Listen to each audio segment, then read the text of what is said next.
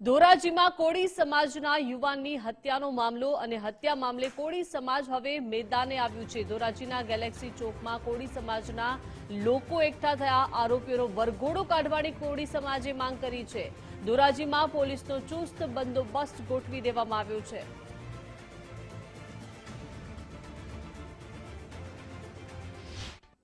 હવે અમારી માંગ એવી છે, એસપી સાહેબને અમારું કહેવાનું થાય છે કે અમારા યુવાન તો જવાનો તો વયો ગયો, પણ એને હવે પૂરતો ન્યાય મળે, કોઈને બક્ષવામાં ન આવે। જે કોઈ હોય એને દરેકને પૂરતામાં પૂરતી સજા થાય, જે હોય એમાં કોઈ અત્યારે પોલીસ પાસે એની ફૂટેજ તો આવી જ ગયા છે, એમાં કોણ કોણ છે શું છે, જે કોઈ હોય કોઈને બક્ષવામાં ન આવે। અને અમારા સમાજની એક એવી માંગણી છે કે અમે કોઈને જોયેલા નથી, તો એ અંદરનો વરઘોડો કાઢો તો અમને દેખાય કે કોણ છે શું છે। અને એક આવા ગુનેગારો જે આતંકી પ્રવૃત્તિ ફેલાવતા હોય એની માથે એક પોલીસનો ખોફ ઊભો થાય, એના માટે વરઘોડો કાઢે એવું અમારા સમાજની માંગ છે।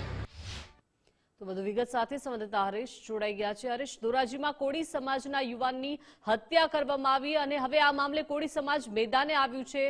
ગેલેક્સી ચોકમાં કોળી સમાજના લોકો એકઠા થયા, શું વિગતો મળી રહી છે અને અત્યારે ધોરાજીમાં કેવી પરિસ્થિતિ?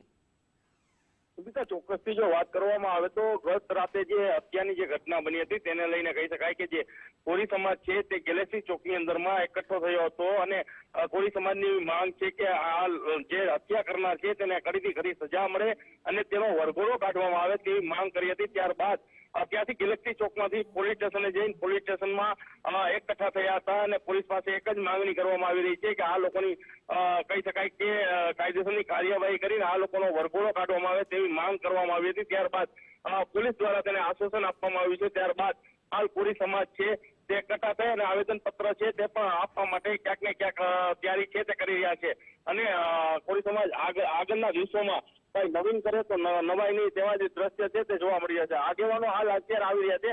થોડીક કહી શકાય કે આજની તારીખમાં હરેક આગેવાનો છે તે પહોંચવાના છે તેવી પણ વાત છે તે ક્યાંક ને ક્યાંક કરવામાં આવી રહી છે।